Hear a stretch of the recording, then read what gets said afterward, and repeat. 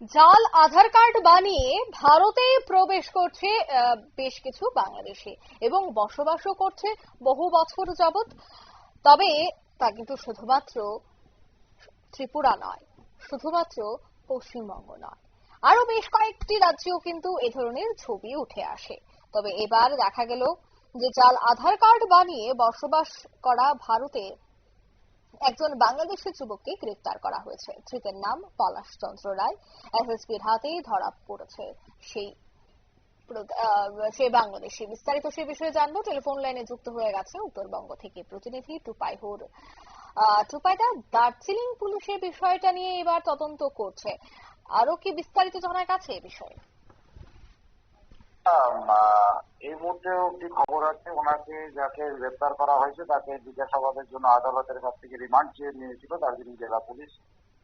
কিন্তু মূল ঘটনা যেটা, যেখান থেকে তাকে গ্রেপ্তার করা হয়েছে সেই জায়গাটি এই মুহূর্তে ভারতবর্ষে, বিশেষ করে উত্তর পূর্ব ভারতের কাছে অত্যন্ত গুরুত্বপূর্ণ জায়গা।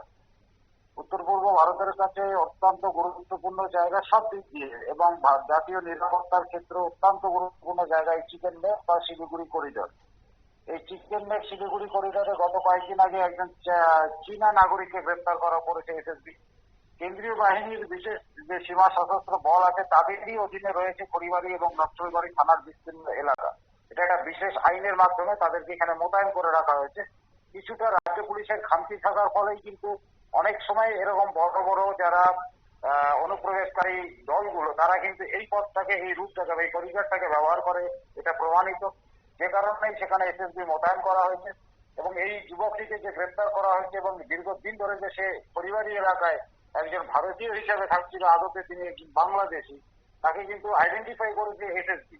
পরবর্তীকালে রাজ্য পুলিশের হাতে তুলে দেওয়া হয়েছে। রাজ্য পুলিশ আদালতে পেশ করে তাকে জিজ্ঞাসাবাদ করে আরো কিছু তথ্য জানার চেষ্টা করছে। আমাদের আজকের যে খবর আমরা সর্বশেষ পাচ্ছি তাতে জানা যাচ্ছে যে রাজ্য পুলিশ, পশ্চিমবঙ্গ রাজ্য পুলিশ তাকে জিজ্ঞাসাবাদ করছে কিভাবে এসেছিল, কোন দালালের মাধ্যমে এসেছিল, সেই দালালের চক্রটি কোথায় রয়েছে সেই ব্যাপারে। কিন্তু এর থেকে একটা জিনিস প্রমাণিত যে বারবার ভারত সরকার বা কেন্দ্রীয় সরকারের স্বরাষ্ট্র মন্ত্রক যেটা বলছিল যে উত্তর পূর্ব ভারতের জন্য চিকেন নেক, যেটা শিলিগুড়ি করিডোর বলা হয়, সেটা অত্যন্ত গুরুত্বপূর্ণ। এবং এইসব ঘটনার পর থেকে আমরা বুঝতে পারছি যেটা ক্রমশ একটি বিপজ্জনক করিডোর হিসাবে ব্যবহার করছে অনুপ্রবেশকারী থেকে বিভিন্ন জঙ্গি সংগঠন। ধন্যবাদ। অর্থাৎ এসএসবির হাতে ধরা পড়লো বাংলাদেশি যুবক। তবে আরো বেশ কয়েকজন কিন্তু তার সাথে ভারতে প্রবেশ করেছে, তাদেরও জিজ্ঞাসাবাদের পর আটক করা সম্ভব হবে বলে মনে করা হচ্ছে। নিয়ে নিতে ছোট্ট একটি বিজ্ঞাপন বিরতি, সঙ্গে থাকুন।